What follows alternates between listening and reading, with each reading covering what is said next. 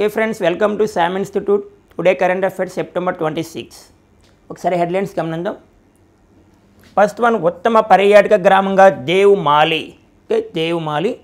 Next Kashmir రెండో విడత polling 56.05%. And China కందాంతర క్షిపణి పరీక్ష విజయవంతం. ఓకే, క్షిపణి అంటే మిసైల్. నెక్స్ట్ చైనా పాండాలను తిరిగి పంపనున్న ఫిన్లాండ్. నెక్స్ట్ 360 డిగ్రీలో రక్షణ కల్పించే బుల్లెట్ ప్రూఫ్ జాకెట్లు. ఓకే, ఇవి మనకున్న హెడ్లైన్స్. ఫస్ట్ కరెంట్ అఫైర్స్ గమనిస్తే ఉత్తమ పర్యాటక గ్రామంగా దేవమాలి. అసలు ఎందుకు వార్తలకు వచ్చింది దేవమాలి అంటే ఉత్తమ పర్యాటక గ్రామం 2024 బెస్ట్ టూరిస్ట్ విలేజ్ 2024 ఎక్కడ ఉంది అంటే రాజస్థాన్లో ఉంది. అజ్మేర్ సమీపంలో బ్యావార్ జిల్లా. ఓకేనా, బ్యావార్ జిల్లాలో ఉంది. అదే 2023లో మనం గమనిస్తే 2023 ఉత్తమ పర్యాటక గ్రామంగా వార్తల్లోకి వచ్చింది కిరీటేశ్వరి.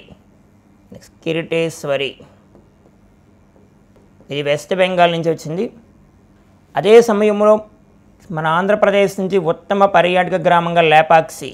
ఓకేనా, 2023లో ఆంధ్రప్రదేశ్లో ఉత్తమ పర్యాటక గ్రామంగా లేపాక్షి అనంతపురంలో ఉంది. అనంతపురం లేదా అనంతపూర్ అనొచ్చు.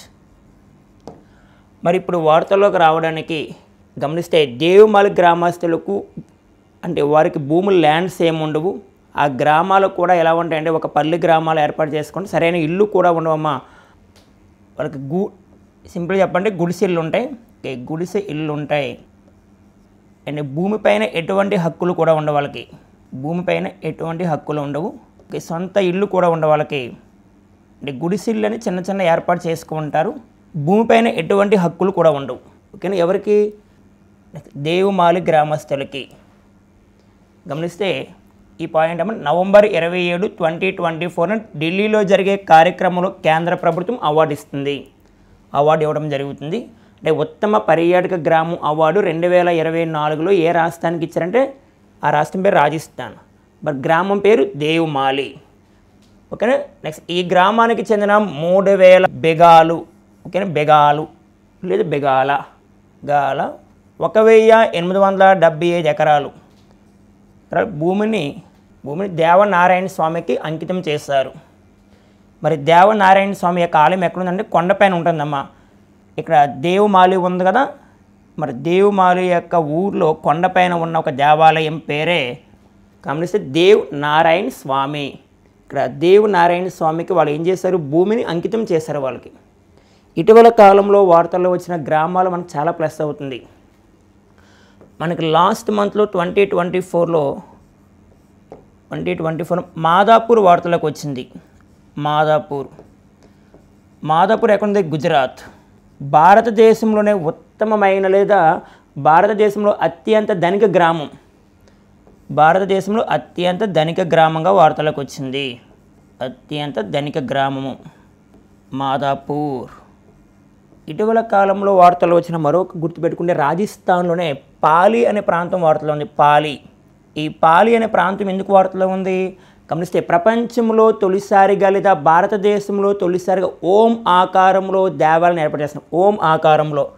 కానీ ప్రపంచంలో తొలిసారిగా ఓం ఆకారము. ఇప్పటి వరకు ఏ దేవాలయం కూడా ఓం ఆకారంలో లేదు. ఓకేనా, అలా ప్రపంచంలో తొలిసారిగా ఓం ఆకారంలో మన ఇండియాలో ఏర్పాటు చేస్తున్నారు. ఎక్కడంటే పాలి ఎక్కడుంది? రాజస్థాన్. అలాగే మరొక గ్రామం వాడుతున్నామా. మరొక గ్రామం చూసుకుంటే మేతోపతి ఉత్తరప్రదేశ్లో ఉంది. దీని ఇంపార్టెన్స్ ఏంటంటే ఐఏఎస్ ఫ్యాక్టరీ. ఆ గ్రామాన్ని ఐఏఎస్ ఫ్యాక్టరీ అని పిలుస్తారు. అంటే భారతదేశంలో ఎక్కువ మంది ఆ గ్రామం నుంచి ఐఏఎస్లు అయ్యారు. ఓకేనా, ఈ గ్రామం నుంచి ఎక్కువ మంది ఐఏఎస్లు అవ్వడం జరిగింది. అంటే ఇలా వార్తలో ఉన్న గ్రామాలు మనం లింక్ చేసి చదువుతూ ఉండాలి. ఓకేనా. నెక్స్ట్ కరెంట్ అఫైర్స్ గమనిస్తే కశ్మీర్ రెండో విడత పోలింగ్ 56.05%. అంటే నిన్నటి రోజున మనకి సెప్టెంబర్ 25 జరిగింది కదమ్మా. చూడమ్మా, సెప్టెంబర్ 25, 2024లో జరిగింది. అయితే ఇక్కడికి ఒక ఇంపార్టెన్స్ ఏంటంటే మరి ఈ ఎలక్షన్కి ఈ పోలింగ్కి దాదాపుగా 16 దేశాలకు చెందిన 16 దేశాలకు చెందిన దౌత్యవేత్తలు వచ్చారు, దౌత్యవేత్తలు. అలా ఇండియన్ ఎలక్షన్ కమిషన్ వాళ్ళకి ఆర్డర్ ఇచ్చింది, రండి మీరు అని. దేశ చరిత్రలో ఇప్పటివరకు 16 దేశాల అధినేత ఒక ఎలక్షన్కి రావడం ఇదే తొలిసారి. చాలా చాలా ఇంపార్టెంట్. కానీ 2024 సెప్టెంబర్ 25. అంటే ఎన్ని దేశాల అధినేతలమ్మా? ఓకే, 16. నెక్స్ట్ 6 జిల్లాలో 26 నియోజకవర్గాలు. అయితే ఈసారి పోలింగ్ చూసుకుంటే మనకి నిన్నటి రోజు జరిగిన పోలింగ్ 2014తో పోల్చుకుంటే ఈసారి తక్కువ అని అర్థం. ఇంకా 2014లో 60% నమోదైంది అప్పుడు పోలింగ్. ఈసారి 56% నమోదైంది అక్కడ. అందుకే దానితో పోల్చాడు ఇక్కడ. మరి తొలి విడత పోలింగు 61.38%. దీనితో పోల్చుకున్న సరే రీసెంట్గా జరిగిన తొలి విడత దీనితో పోల్చుకుని చాలా తక్కువ వచ్చింది, నమోదైంది. మరి తొలి విడత ఎప్పుడు నమోదైంది? సెప్టెంబర్ 18, 2024. మళ్ళీ ఇంకో విడత ఉంది, దాన్ని తొలి విడత అంటారు, లేదా మూడో విడత అని పిలవచ్చు. లాస్ట్ ఏంటంటే అక్టోబర్ 1వ తారీఖున, అంటే నెక్స్ట్ మంత్. రెండో విడతలో అత్యధికంగా శ్రీ మాతా వైష్ణవోదేవి, శ్రీ మాతా వైష్ణవోదేవి నియోజకవర్గం నుండి ఎక్కువ నమోదైంది పోలింగ్. దాదాపుగా 79%, 95% గుర్తుపెరుగు, 79.95% లేదా 95 అనొచ్చు, నో ప్రాబ్లం. జమ్మూ అండ్ కాశ్మీర్లో గమనిస్తే ఫస్ట్ స్టేజ్ ఎప్పుడమ్మా? September 18, second stage September 25 and third one గమనిస్తే అక్టోబర్ 1వ తారీఖున. ఈ 3 గుర్తుపెట్టుకోవాలి. అలాగే హర్యానా రాష్ట్రంలో కూడా జరుగుతాయి. హర్యానా రాష్ట్రంలో అక్టోబర్ 5వ తారీఖున జరుగుతాయి ఎలక్షన్. ఇప్పుడు కదమ్మా అక్టోబర్ 5. మరి జమ్మూ అండ్ కాశ్మీర్ హర్యానా రాష్ట్రం యొక్క ఎలక్షన్ ఫలితాలు ఏ రోజున వస్తాయి? ఇది ఇంపార్టెంట్. అక్టోబర్ 8వ తారీఖున వస్తాయి. అక్టోబర్ 8వ తారీఖున. అక్టోబర్ 8 వరకు అక్టోబర్ 8 ఇంపార్టెన్స్ గుర్తుపెట్టుకుంటే మనం ఒక్కసారి స్టాండర్డ్కి వెళ్తే, but Indian air force day కూడా జరుపుకుంటాం. Indian air force day.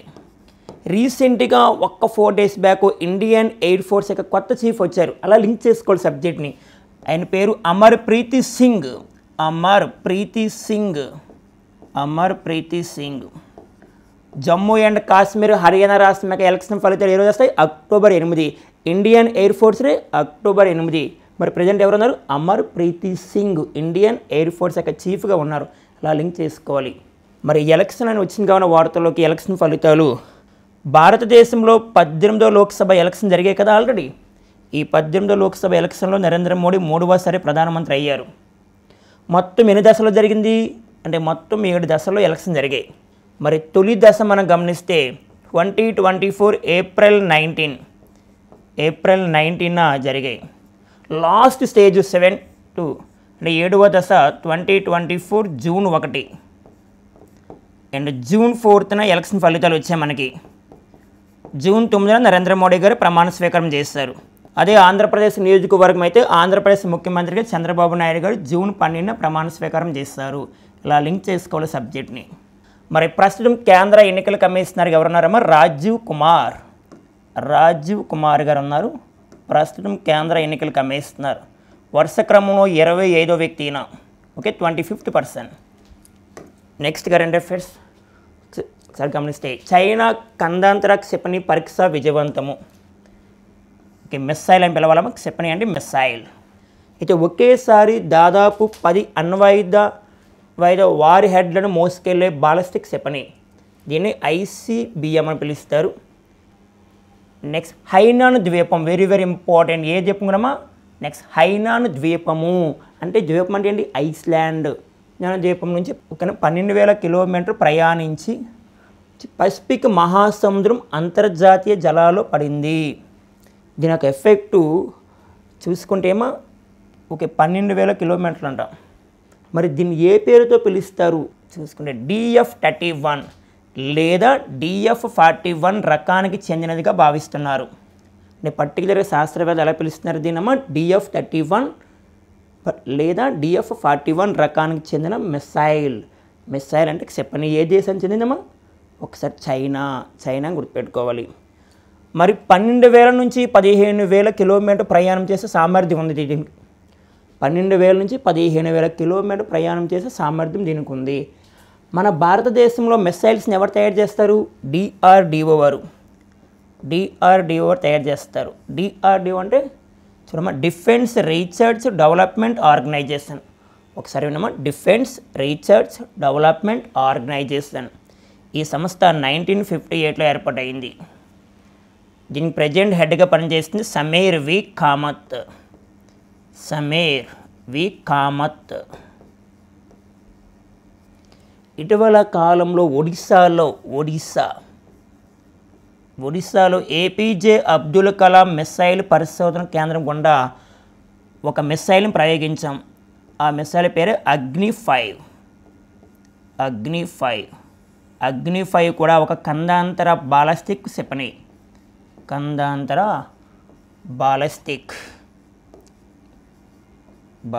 క్షిపణి ఎలా లింక్ చేసుకోవాలి? నెక్స్ట్ కరెంట్ అఫైర్స్ గమనిస్తే, చైనా పాండాలను తిరిగి పంపనున్న ఫిన్లాండ్. అంటే చైనా దేశం నుంచి తీసుకుందామా? ఏ దేశం తీసుకుంది? ఫిన్లాండ్. ఇప్పుడు మాకు అవసరం లేదు, మేము భరించలేకపోతున్నాం వాటి యొక్క ఆర్థిక భారాన్ని. గతంలో 2018-19 సమయంలో అంటే చైనా దేశం తీసుకోవడం జరిగింది. చాలా అమౌంట్ ఖర్చు పెడుతున్నారు దానికి. ఇప్పుడు దాన్ని భరించే స్తోమత మా దగ్గర ఎకానమీ పరంగా మా దగ్గర అమౌంట్ లేదు, వాటిని తీసుకెళ్ళిపోండి అని చెప్పడం జరుగుతుంది. చైనా నుంచి తీసుకొచ్చిన 2 పాండాలను ఖర్చు భరించలేక తిరిగి పంపడానికి నిర్ణయించారు. మనం గమనిస్తే ఇక్కడ పాండా యొక్క శాస్త్రీయ నామం, పాండా అనకుండా వాటి యొక్క శాస్త్రీయ నామం ఇస్తాడు. శాస్త్రీయ నామం అంటే సైంటిఫిక్ నేమ్, శాస్త్రీయ నామము. చూడమ్మా, ఐలోరోపోడా మెలనోలొకా. చూడమ్మా, పేరు ఐలోరోపోడా మెలనోలొకా. దీని పేరు పాండా యొక్క సైంటిఫిక్ నేమ్. గుర్తుపెట్టుకోవాలి. అంటే ఫిన్లాండ్ దేశం వార్తల్లోకి వచ్చింది కాన ఫిన్లాండ్ యొక్క అధ్యక్షుడు అంటే ప్రెసిడెంట్ అలెగ్జాండర్ స్టాబ్ అంటే ఫిన్లాండ్ యొక్క ప్రధానమంత్రి. ఇక్కడ ఫిన్లాండ్ వార్తల్లో వచ్చింది కావున ప్రపంచంలో సంతోషం ఎక్కువ దేశం లేదా హ్యాపీనెస్ ఇండెక్స్లో ఫస్ట్ ప్లేస్ 2024 పరంగా ఫస్ట్ ప్లేస్ ఏముంది? ఫిన్లాండ్ ఉంది. ఫిన్లాండ్ అంటే ప్రపంచంలో సంతోషంగా ఉన్న దేశం ఫిన్లాండ్. మరి మన ఇండియా ర్యాంకు 126. సరే, దీంతో గమనిస్తే 2018లో చైనా అధ్యక్షుడు ఫిన్లాండ్లో పర్యటన సందర్భంగా లూమి ఫిరి. ఇక్కడ 2 యొక్క పాండాల పేర్లు గుర్తుపెట్టుకోవాలి. ఒకటి లూమి, మరొక పేరు ఫిరి. ఫిరి అనే 2 పాండాలను ప్రైవేట్ కంపెనీ జూకు 15 సంవత్సరాలు ఒప్పందం జరిగింది. వాళ్ళ మధ్య 15 సంవత్సరాల అగ్రిమెంట్ జరిగింది. కానీ జస్ట్ ఒక 7 ఇయర్స్ కూడా ఉండలేదు అగ్రిమెంటు. ఊళ్ళో పాండాలు నివాసానికి అనుకూలమైన వాతావరణం, ఇతర సౌకర్యాల కొరకు 75 కోట్లు వెచ్చించిందంట. దాదాపుగా 75 కోట్స్ ఖర్చు పెట్టారు అప్పట్లో. మరలా వీటికి ఇప్పుడు 1 ఇయర్కి దాదాపుగా ఒక 2 కోట్లు ఖర్చు అవుతుందని చెప్పడం జరిగింది ఈరోజు. అంటే 1 ఇయర్కి దాదాపుగా 2 కోట్ల వరకు ఖర్చు అవుతుంది. వారికి పెట్టే తిండి ఇవన్నీ, అందువల్ల భరించలేకపోతే తీసుకెళ్ళిపోవని చెప్తున్నారు. ఇటీవల కాలంలో వార్తలో ఉన్న లూమి ఫిరి అనే పాండాలు ఏ దేశానికి చెందినవామో? చైనా. ఏ దేశం పంపించేస్తుంది? ఫిన్లాండ్. అంతే. నెక్స్ట్ కరెంట్ అఫైర్స్ గమనిస్తే, చైనా త్రీ గోర్జెస్ డ్యామ్ అని వార్తలో ఉంది. ఇటీవల కాలంలో వార్తలో ఉన్న 3 గోర్జెస్ డ్యామ్ ఈ క్రింది వాన్లో ఏ దేశము? Option 1 Russia, China, Italy, Brazil ఇస్తాడు. దేశం పేరు చైనా. మనకి హెడ్లైన్లో ఉందమ్మ క్వశ్చన్ ఇక్కడ. ప్రపంచంలోనే అతిపెద్ద జల విద్యుత్ ఆనకట్ట అయిన 3 గోర్జెస్ డ్యామ్ వలన భూగమనంలో మార్పులు సంభవించే ముప్పు ఉందని ఐఎఫ్ఎల్ సైన్స్ వెబ్సైట్ పేర్కొంది. ఈ పాయింట్ గుర్తుపెట్టుకో. మరి ఏ నదిపైన ఉందమ్మా? గమనించాలి. యాంగ్జీ నదిపై ఉన్న ఈ డ్యాము 10 లక్షల కోట్ల గ్యాలన్ల నీరు నిల్వ ఉంటుంది. అంత వాటర్ ఒకేసారి ఉండడం వల్ల దాని ఎఫెక్ట్ వల్ల ఏమవుతుందంటే ముప్పు అంటే భూగమనంలో వచ్చే మార్పులు వస్తాయని చెప్పడం జరుగుతుంది. 10 లక్షల కోట్ల గ్యాలన్ల నీరు ఉందండి ఇక్కడ. ఈ గోర్జెస్ డ్యామ్ వలన భూభ్రమణ వేగము 0.06 మైక్రో సెకండ్లు తగ్గొచ్చని, మరియు సూర్యుని నుంచి భూమి దూరం 2 సెంటీమీటర్ పెరగొచ్చని అంచనా వేసింది. అంటే గతంలో మనకి 2004లో 2004లో కూడా సేమ్ ఇలాగే జరిగిందని చెప్పడం జరుగుతుంది. సేమ్ దీనివల్లనే భూగమనంలో మార్పులు వచ్చాయని చెప్తుంది ఎవరంటే నాసా సంస్థ వారు చెప్పారు. నాసా సంస్థ వారు సేమ్ ఇలాగే జరిగిందని చెప్తున్నారు. ఓకే, దానిలో మార్పులు తీసుకురావాలని చెప్తున్నారు చైనా శాస్త్రవేత్తలు. ఇటీవల కాలంలో వచ్చిన దాని పేరు 3 గోర్జెస్ డ్యామ్ ఏ దేశం అంటే చైనా. బట్ ఏ నది పైన ఉంది? నది పైన యాంగ్జీ. నెక్స్ట్ కరెంట్ అఫైర్స్ గమనిస్తే 360 డిగ్రీలో రక్షణ కల్పించే బుల్లెట్ ప్రూఫ్ జాకెట్. అంటే 360 డిగ్రీలో అంటే 360 డిగ్రీస్. మరి ఎవరు తయారు చేస్తున్నారు? ఏ దేశం సహకారంతో లేదా ఏ సంస్థ సహకారంతో? ఇక్కడ ఒక సంస్థ ఒక ఐఐటితో అగ్రిమెంట్ చేసుకుంది. డిఆర్డిఓ అనే సంస్థ. డిఆర్డిఓ అంటే డిఫెన్స్ రీసెర్చ్ డెవలప్మెంట్. డిఆర్డిఓ అనే సంస్థ ఏ ఐఐటితో అగ్రిమెంట్ చేసుకుంది అంటే ఐఐటి ఢిల్లీ. భారతదేశంలో ప్రస్తుతం ఎన్ని ఐఐటీలు ఉన్నాయంటే 23 ఐఐటీలు ఉన్నాయి. ఓకే, ఐఐటి అంటే Indian Institute of Technology. 23 best ఐఐటిగా ఐఐటి మద్రాస్ని పిలుస్తారు. ఐఐటి మద్రాస్ని పిలుస్తారమ్మా. సరే, ప్రజెంట్ మనకు వార్తలు వచ్చింది చూసాం. ఒకసారి చూస్తే డిఆర్డిఓ ఐఐటి ఢిల్లీ గురించి మాట్లాడదాం. ఒకసారి చూస్తే ఢిల్లీ నెక్స్ట్ ఐఐటి ఢిల్లీ మరియు డిఆర్డిఓ కలిసి 360 డిగ్రీల కోణంలో రక్షణ కల్పించే తేలికపాటి బుల్లెట్ ప్రూఫ్ జాకెట్లను డిఆర్డిఓ ఏర్పాటు చేసింది. డిఆర్డిఓ ఎవరి సహకారం తీసుకుంది? ఐఐటి ఢిల్లీ. ఈ పాయింట్ ఇంపార్టెంట్. మరి గమనిస్తే వీటికి advanced ballistic for high energy fit అని నామకరణం చేశారు. అంటే బుల్లెట్ ప్రూఫ్ జాకెట్లకి ఏమని పేరు పెట్టారమో advanced ballistic for high energy defeat అని నామకరణం చేశారు. దాన్ని సింపుల్గా ఏమని పిలుస్తారంటే చూడమ్మా అబ్ హెడ్. ఓకేనా, అబ్ హెడ్. నెక్స్ట్ ఐఐటి ఢిల్లీలో సెంటర్ ఫర్ ఎక్సలెన్స్లో వీటిని అభివృద్ధి చేస్తున్నారు. ఐఐటి ఢిల్లీలో ఎక్కడమ్మా చూడు, సెంటర్ ఫర్ ఎక్సలెన్స్. మరి పాలిమర్స్, బోరాన్, కార్బైడ్, సెరామిక్స్ మెటీరియల్తో తయారు చేసిన ఈ జాకెట్లు 8.2 కిలోల నుంచి 9.5 కిలోలు బరువు ఉంటాయంట. కానీ 8.2 కిలోల నుంచి 9.5 కిలోల బరువు ఉంటుంది. దాని పేరు ఏం పేరమ్మా? అబ్ హెడ్. ఎవరు తయారు చేస్తున్నారు? డిఆర్డిఓ. ఎవరి సహకారంతో? ఐఐటి ఢిల్లీ. అంతే. ఓకే, నెక్స్ట్ కరెంట్ అఫైర్స్ గమనిస్తే మహిళల ప్రపంచ కప్పు టికెట్ల విక్రయము 2024. మనకి 2024 అక్టోబర్ మంత్లో ఉమెన్స్ T20 కప్ జరుగుతుందమ్మా. ఓకేనా, ఉమెన్స్ T20 కప్ జరుగుతుంది, వరల్డ్ కప్పు. యాక్చువల్గా ఇది మనకి బంగ్లాదేశ్లో జరగాలి. బంగ్లాదేశ్లో అక్కడ ప్రస్తుతం బంగ్లాదేశ్ ప్రధానమంత్రి షేక్ హసీనా గారు రాజీనామా చేశారు. అందువలన అక్కడ వివాదాస్పదంగా ఉంది. కావున ప్రస్తుతం ఏ దేశానికి చేస్తున్నారంటే ఏ దేశంలో జరుగుతుందంటే ఈ వరల్డ్ కప్పు యుఏఈ అంటే యునైటెడ్ అరబ్ ఎమిరేట్స్. మరి అక్టోబర్ 3, 2024 నుంచి T20 ప్రపంచ కప్ టికెట్ల విక్రయము మరి ఐసీసీ ప్రారంభించింది. International cricket council. మరి ఈ సంస్థ 1909లో ఏర్పాటైంది. 1909లో ఏర్పాటైంది. మరి ప్రజెంట్ ఐసీసీ ప్రెసిడెంట్ జైసా ఉన్నారమ్మా. జైసా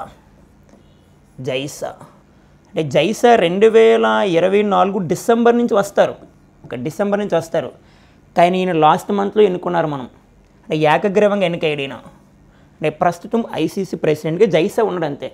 కానీ ఎప్పటి నుంచి స్టార్ట్ అవుతుంది? 2024 డిసెంబర్ నుంచి. మరి ఇప్పుడు ఇక్కడ చూస్తే మహిళా ప్రపంచ కప్పు టికెట్ల ధర ఎంత అంటే కేవలం 5 దిరహాం.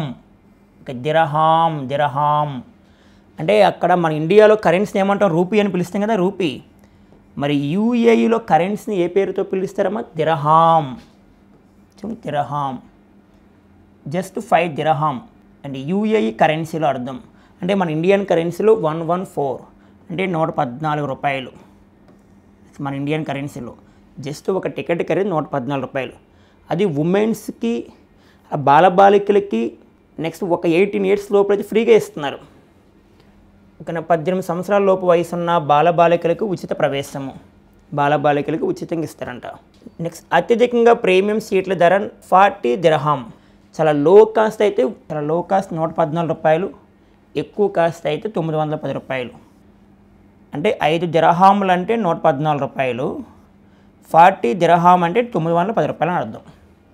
మరి ఎన్ని దేశాలు పాల్గొంటారు? 10 దేశాలు పోటీ పడతారు. 10 దేశాల వారు పాల్గొంటారు దీంట్లో. నెక్స్ట్, దుబాయ్లో షార్జా క్రికెట్ స్టేడియంలో జరుగుతుంది. యూఏఈలో ఏ ప్రాంతంలో? దుబాయ్లో ఏ క్రికెట్ స్టేడియం? షార్జా అనే క్రికెట్ స్టేడియం. ఇక లింక్ చేసుకుంటే ఇండియా లార్జెస్ట్ క్రికెట్ స్టేడియం, భారతదేశంలో అతి పొడవైన క్రికెట్ స్టేడియము పేరు నరేంద్ర మోడీ క్రికెట్ స్టేడియము. దీనికి గతంలో సర్దార్ వల్లభాయ్ పటేల్ పేరుతో పిలిచేవారు. ప్రస్తుతం పేరు మార్చారు, నరేంద్ర మోడీ క్రికెట్ స్టేడియం. ఇది ఎక్కడుందంటే గుజరాత్లో అహ్మదాబాద్ ప్రాంతంలో ఉంది. India largest cricket stadium. అలా కాకుండా ఇండియా లార్జెస్ట్ హాకీ స్టేడియం, భారతదేశంలో అతి పొడవైన హాకీ స్టేడియం. మరి హాకీ స్టేడియం పేరు బిర్సా ముండా హాకీ స్టేడియము. జాగ్రత్త వినమా, పేరు Birsa Munda hockey stadium. Birsa Munda hockey stadium ఎక్కడుంది? ఒడిశాలో ఉంది. ఒడిశాలో ఎగ్జాక్ట్ ఏ ప్రాంతం అంటే రూర్కెలా అనే ప్రాంతంలో ఉంది. సరే, నెక్స్ట్ కరెంట్ అఫైర్స్ గమనిస్తే ఐఐటి మద్రాస్ ప్రొఫెసర్కు అరుదైన గౌరవము. ఇక్కడ కనిపిస్తున్నారు ఈయన. భారతదేశంలో అత్యంత ఒక బ్రాండ్ ఉన్న ఐఐటి మద్రాస్. రీసెంట్గా ఐఐటి మద్రాస్ యొక్క బ్రాంచ్ విదేశాల్లోకి ఏర్పాటు చేస్తారు. మన ఐఐటిని ఇంకొక దేశంలో ఏర్పాటు చేస్తున్నాం. ఆ దేశమే తాంజానియా.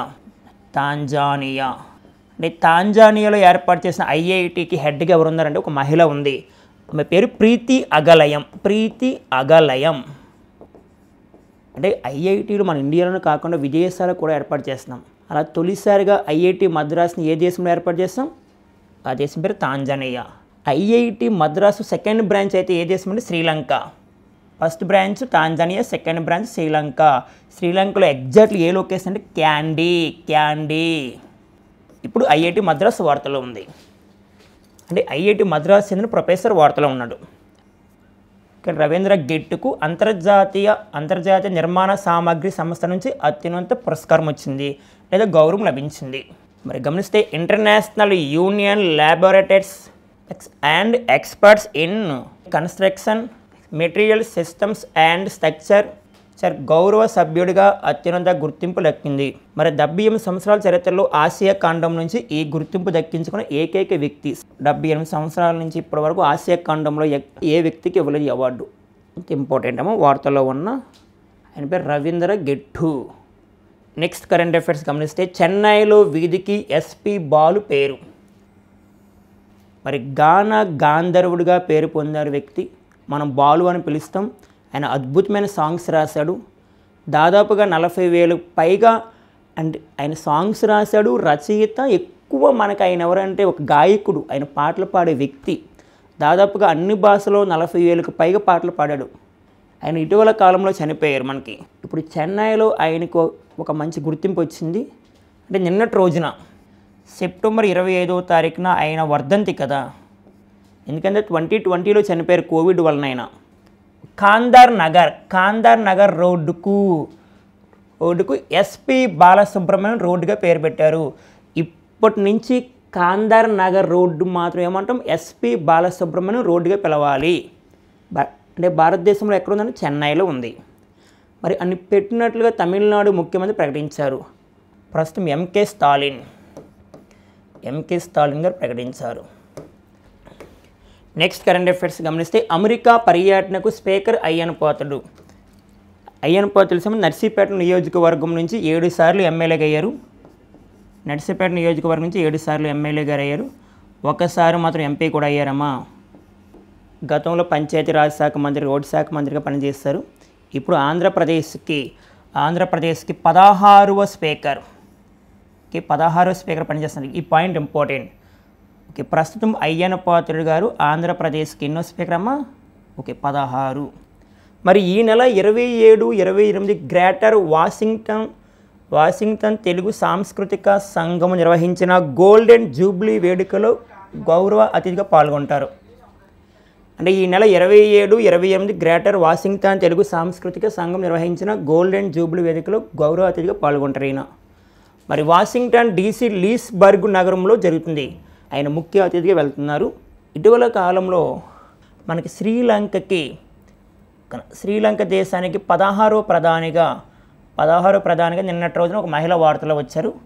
ఆమె పేరు హరిణి అమరసూర్య. ఓకే, హరిణి అమరసూర్య అంటే శ్రీలంక 16వ ప్రధాని పేరు హరిణి అమరసూర్య. ఆంధ్రప్రదేశ్ 16వ స్పీకర్ పేరు ఎవరమ్మా? అయ్యన పాత్రుడే, గుర్తుపెట్టుకోవాలి. Next current affairs, Asia power index వార్షిక జాబితా. ఓకేనా, ఆసియా పవర్ ఇండెక్స్ వార్షిక జాబితా. మరి ఈ రిపోర్ట్ ఎవరు ఇచ్చారు మనకి ఇంపార్టెంట్ చూస్తే, ఆస్ట్రేలియాకు చెందిన లోవీ సంస్థ లేదా ఇన్స్టిట్యూట్ అని పిలవచ్చు. నెక్స్ట్ ఆస్ట్రేలియాకి చెందిన లోవీ సంస్థ వారు ఇచ్చారు లేదా ఇన్స్టిట్యూట్ అనవచ్చు. ఓకే, ఆసియా పవర్ ఇండెక్స్ వార్షిక జాబితా.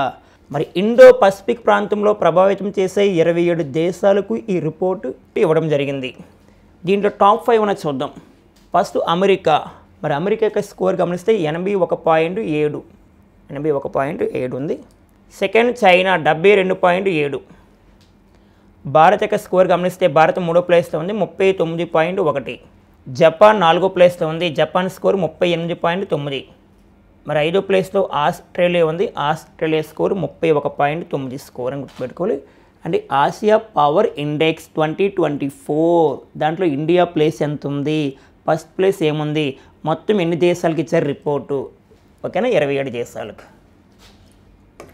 నెక్స్ట్ కరెంట్ అఫైర్స్ గమనిస్తే భారత్లో వృద్ధి రేటు అంచనా 7% అంటే 7%.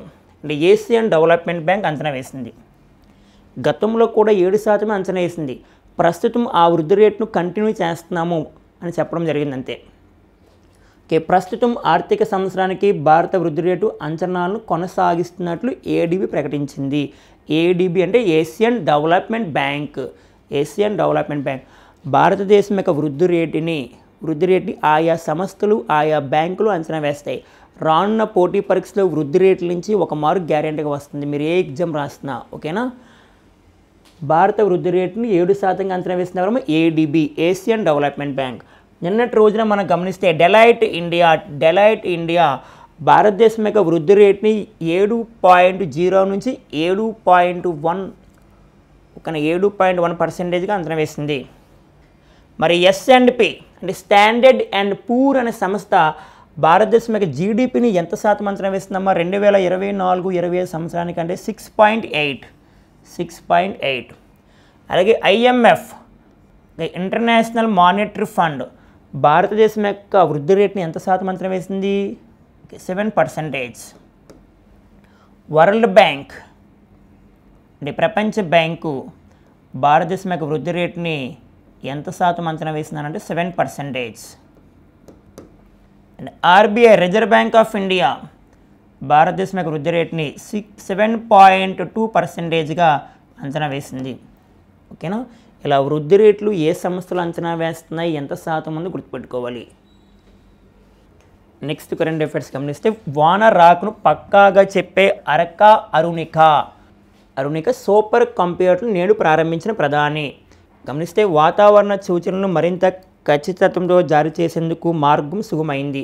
మరి ఎక్కడ చూసినా ఎక్కడ ఎంత వాన పడుతుందో గంటల ముందే పక్కాగా వెల్లడించవచ్చు. వాతావరణ మోడల్స్ను విశ్లేషించేందుకు ఇప్పుడు వినియోగిస్తున్న సూపర్ కంప్యూటర్ సామర్థ్యాన్ని భారత ఏకంగా 3 రెట్లు పెంచింది. మరి ప్రస్తుతం పూణేలో Indian Institute of Tropical Meteorology అంటే IITM అని పిలుస్తారు. నెక్స్ట్ వన్ నోయిడాలో National Centre for Medium Range Weather Forecast వాతావరణ పరిశీలనకు వినియోగిస్తున్న సూపర్ కంప్యూటర్ సామర్థ్యం 6.8 పెటాఫ్లాప్స్ అంటే ప్రస్తుతం ఉన్నది. దాన్ని 850 కోట్లు పెట్టి 22 పెటాఫ్లాప్స్ పెంచుతున్నారు. ఒకటే గుర్తుపెట్టుకో, ఇటీవల కాలంలో వార్తలో ఉన్న వాన రాకును పక్కాగా చెప్పే సూపర్ కంప్యూటర్ని వాటి పేర్లు గుర్తుపెట్టుకో. ఒకటి అరక్క, సెకండ్ వన్ అరుణిక. ఓకే, నా next current affairs world largest marine protect area. దీన్ని తెలుగులో గమనిస్తే మనం ఏమంటామంటే ప్రపంచంలో అతిపెద్ద సముద్ర రక్షితం అని పిలుస్తారు.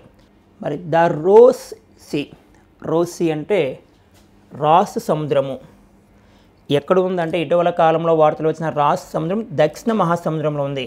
ఇది ప్రపంచంలో అతిపెద్ద సముద్ర రక్షితము. World largest marine protect area. Simple గుర్తుపెట్టుకు ఏ ఖండంలో ఉంది. గమనిస్తే 2016లో రాస్ సముద్రం ప్రపంచంలోనే అతిపెద్ద నదిగా గుర్తింపించారంట. 2016లో రాస్ సముద్రానికి ప్రపంచంలోనే అతిపెద్ద నదిగా గుర్తింపించారు. ఇక్కడ కనిపిస్తున్న పాయింట్ మీకు marine protect area MPS status, దాన్ని తెలుగు చెప్పడం జరిగింది మీకు. మరి ఇటీవల కాలంలో సముద్ర గర్భంలో రామసేతు వంతెన గుర్తించింది. అంటే ఇటీవల కాలంలో సముద్ర గర్భంలో రామసేతు వంతెన అంటే ఇండియా శ్రీలంక మధ్యన ఉంటుంది. దాన్ని ఎవరు గుర్తించారు? ఇస్రో శాస్త్రవేత్తలు, ఇండియన్ స్పేస్ రీసెర్చ్ ఆర్గనైజేషన్ గుర్తించారు. ఏ రాకెట్ ద్వారా? ఇది ఇంపార్టెంట్. సముద్ర గర్భంలో రామసేతు వంతెన గుర్తించిన శాస్త్రవేత్తలు అంటే ఇస్రో శాస్త్రవేత్తలు. అంటే యుఎస్ఏకు చెందిన ఐస్సాట్ 2 ఉపగ్రహం ద్వారా గుర్తించారు. ఐస్సాట్ ఉపగ్రహం ద్వారా రామసేతు వంతెన ఈ క్రింది వాన్లో ఏ 2 దేశాల మధ్య ఉంది? ఇండియా శ్రీలంక. ఇది ఇంపార్టెంట్. ఓకే ఫ్రెండ్స్, ఇవి మనకున్న current affairs. All the best.